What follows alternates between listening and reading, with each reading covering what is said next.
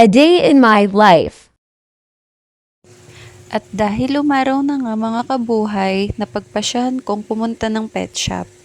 So ngayon, hindi na pigeon yung i-vlog natin mga kabuhay, kundi mga isda na. From pigeons to fish. So ayan, samahan nyo ko ngayong araw na pumunta sa pet shop at pumili ng bagong aalagaan.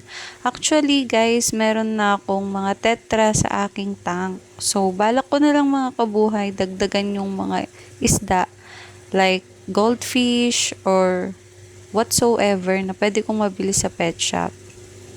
Kaso nga lang, ayan, nag-high tide na. So, alam naman natin ilang araw nang nag-uulan, kaya ayan, medyo baha na. So, napagpasyahan ko munang dumaan sa shop namin para tignan yung ate ko kung nandun, magpapasama ako sa kanya. Kaso, palaki na yung tubig, ayan. So, wala pang tubig dyan. Maya-maya, lalaki na yung tubig niyan. So, yan nga pala yung tindahan namin mga kabuhay. Ayan yung ate ko.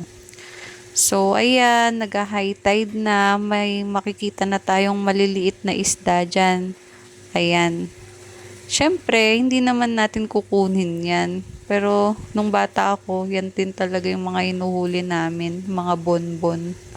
So, ayan, pupunta na ako ng pet shop. Ayan nga pala yung pet shop nila, Songlao Pet Shop.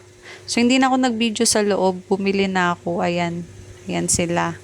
5 pieces yan, mga kabuhay. So, kanina walang tubig. Ngayon, ayan, high tide na. Lumaki na yung tubig sa harap ng shop namin. So, anyway, eto na sila. Nilagay ko na sila sa tank. Ayan. Maliliit lang sila. And sa next vlog ko, ikukwento ko sa inyo kung bakit ganyan yung design ng tank namin. So, for now, ipapakita ko lang muna sila sa inyo. And sana subaybayan nyo pa rin yung mga vlog ko from pigeon to fish. Yun lang mga kabuhay. Bye! New chapter, new by Hey Sarah.